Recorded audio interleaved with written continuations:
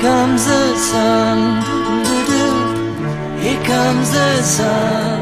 I say it's alright. Pertenecer a la banda de rock más grande de la historia, ser más famoso que Cristo, prefigurar, a comienzos de los 70s, la música del 2000. A varias galaxias de la histeria y los caprichos de las estrellas pop, el guitarrista de la mirada insondable era la tormenta perfecta detrás de la todopoderosa dupla Lennon-McCartney. El psicodélico, el hinduista, el clarividente, el hombre que sabía que la verdad estaba lejos de la tierra y que sus mejores canciones probablemente no serían escritas jamás, así era George Harrison, quien el día de mañana cumpliría 72 años, pero que se nos fue a los 58. Estaba enfermo y cansado. Los fieles fanáticos del rock habían olvidado venerarlo en vida, pero para George Harrison era natural pasar inadvertido. Tras su muerte, su guitarra lloró en primera plana por última vez. Fue recordado como el místico padre del sonido Beatle y de Something, una de las más bellas canciones de amor, según Frank Sinatra. Toda una paradoja la de morir y convertirse otra vez en Beatle, sobre todo considerando que su vida se trató de ir siempre más allá. Esta es la historia de un emboscado, de un tipo silencioso que sembró los gérmenes de los estilos musicales que explotarían 30 años después. Un hermoso raro que con 20 años y portando flequillo quiso saber si podía componer una canción. En 1963 formaba parte de la banda de rock más importante de la historia, pero ni él ni sus compañeros lo sabían aún. Los líderes, John Lennon y Paul McCartney, habían decidido que ellos eran las canciones de los Beatles. Sin embargo, eran generosos y dejaban que los demás cantaran algunas de las tantas que componían sin cesar. George sintió el llamado y llegó un día al estudio con su propia canción, Don't Bother Me. La dupla oficial, o sea Lennon-McCartney, se miraron, se encogieron de hombros y convinieron que nada terrible podría pasar si le daban el gusto al menor de la familia. Claro que la canción no era buena, puede que ni siquiera sea una canción, dijo después. Paciente y obsesivo, decidió que las primeras veces nunca fueron buenas, pero podían ser mejores. 2 años después, las influencias de McCartney se notaron en I Need You, su aporte para Help. Algo sonaba distinto, una guitarra monótona creaba un clima extraño y moderno, quizás incomprensible o caprichoso para 1965, año en que George se enamora de los sonidos de la India, de esa música que no modula, solo permanece. Entonces, comienza la verdadera, silenciosa revolución. En 1966 no había misterios. Estaba aquello de más famosos que Jesucristo y los alaridos de la juventud del mundo. En ese marco de histeria, George se escondió detrás de un gran bigote para que no lo molesten y partió a la India en busca de Ravi Shankar, el maestro que le enseñaría cómo dominar la cítara. Esa era la excusa, al menos. Lo cierto es que tenía 23 años, estaba buscando las respuestas y el LSD todavía no se las había dado. Ravis, Maharishis, Krishnas, yogis y sitars parecieron calmar sus inquietudes. Fue la primera vez que tuvo la sensación de liberarse de ser un Beatle o un número 1. Y eso fue evidente con Love You Too, y después con Within or Without You. Un resumen de una larga composición de su maestro que maravilló a Lennon y convirtió a Ringo en su fan incondicional.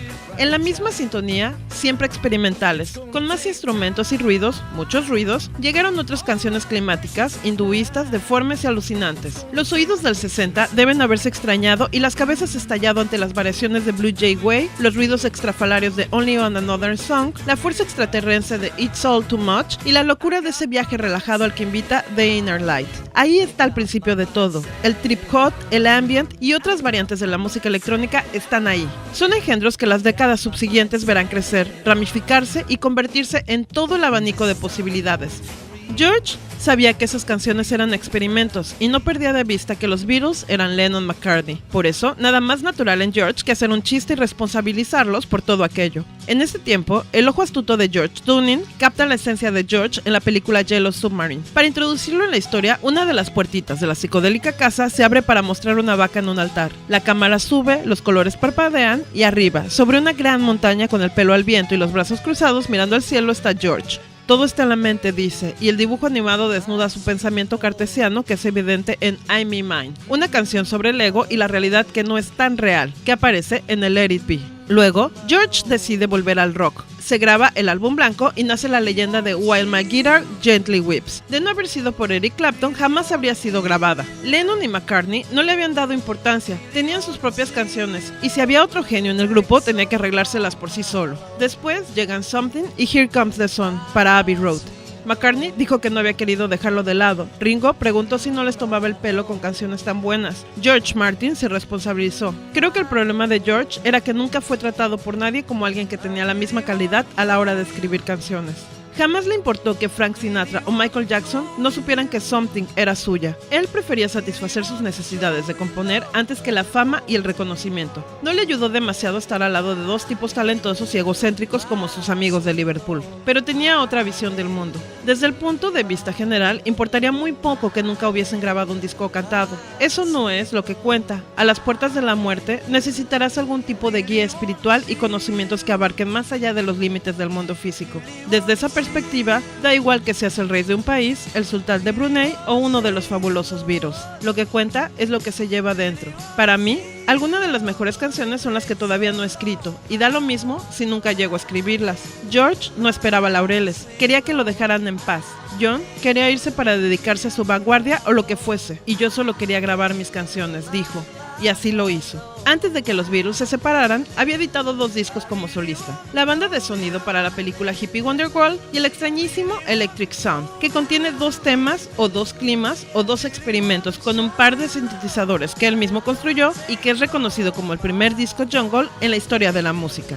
6 meses después de la separación de los Beatles, George fue el primero en dar el zarpazo, con una etapa en la que se veía disfrazado de enano de jardín y rodeado de otros enanos de jardín. Editó el primer triple de la historia. All Things Must Pass, considerado una obra maestra, fue número 1 en ventas en Europa y Estados Unidos. El hit principal, My Sweet Lord. No es raro que una canción religiosa, un himno de alabanza al Señor, se convierta en el número 1 en medio de la novela del rock. El álbum, por lo demás, reeditado 30 años después, puede contarse entre lo mejor de la música de las últimas décadas. Harrison tenía 28 años y lo había hecho todo. Le quedaban el placer de bañar las guitarras y el sentido del humor. Sin duda, era el mejor. Siguió demostrándolo en conciertos que fueron discos. The Concert of Bangladesh, en discos que fueron canciones preciosas. So Sad, Simple Shady, Dear One, All Those Years, Learning How to Love, y en canciones preciosas que dialogaron con el Señor. Luego de un largo silencio, llegó Cloud9 en 1987, donde grabó una de las más bellas canciones, When We Was Fab, cuando éramos fabuloso. Lo cierto es que Harrison es todos los Beatles, podría haber sido todos y ninguno. Pasó Lennon, el mártir de una causa, y McCartney, el eterno Beatle de las sanas costumbres. Ellos supieron entrever los 70s y los 80s, pero aquello que a George le había sido revelado recién comenzaba a fluir. Un mes antes de morir, volvió a mostrar su sentido del humor riéndose de sí mismo como lo había hecho de su guitarra en la canción que firmó con Tom Petty, Cheer Down. Grabó una canción, Horse to the Water, en el disco del pianista Jools Holland. Los créditos son para RIP LT de 2001, las siglas de Rest in Peace, que en paz descanse. Es que George podía incluso despedirse del mundo con una canción, aunque solo fuera una última Northern Song. Informó para Supermanzana 21, Berenice Moreno.